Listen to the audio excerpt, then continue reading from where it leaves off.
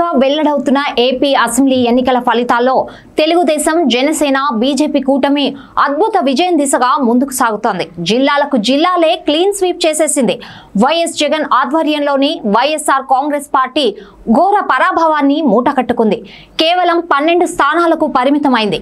ఫలితాలు వెల్లడయ్యే వరకు Telugu Desam party 134, Janasena 20, BJP 7 స్థానాలతో ముందంజలో ఉన్నాయి. గత ఎన్నికల్లో 151 సీట్లతో ఘన విజయాన్ని అందుకున్న వైసీపీ 5 సంవత్సరాలు పూర్తయ్యేసరికి అదే స్థాయిలో పరాభవాన్ని మూటకట్టుకుంది. దీనికి కారణం కేవలం వైఎస్ జగన్ అని రాజకీయ విశ్లేషకులు అభిప్రాయపడుతున్నారు. ప్రజావేదిక కూలగొట్టడంతో తన విధ్వంసాన్ని ప్రారంభించిన వైఎస్ జగన్ ప్రభుత్వ సలహాదారులను ఏర్పాటు చేసుకున్నప్పటికీ ఎవరి సలహాలను స్వీకరించలేదు. తన నిర్ణయాలు తానే తీసుకున్నారు. ముఖ్యమంత్రి హోదాలో అమలు పరిచేలా చూశారు. అందుకు అన్ని వ్యవస్థలను ఉపయోగించుకున్నారు. రాష్ట్రానికి కీలకమైన వ్యవస్థ అయిన రాజధానిని నిర్మించకుండా 3 రాజధానులంటూ దక్షిణాఫ్రికా మోడల్ ను చెప్పి 5 సంవత్సరాలు కాలక్షేపం చేశారు. ఈ 5 సంవత్సరాల్లో అమరావతి రైతులను ఒక్కసారి కూడా కలవకుండా అహంకారపూరితంగా వ్యవహరించారనే అభిప్రాయం విశ్లేషకుల నుండి వ్యక్తమవుతోంది. పోలీసు వ్యవస్థను, ప్రతిపక్షాలను వేధించేందుకు,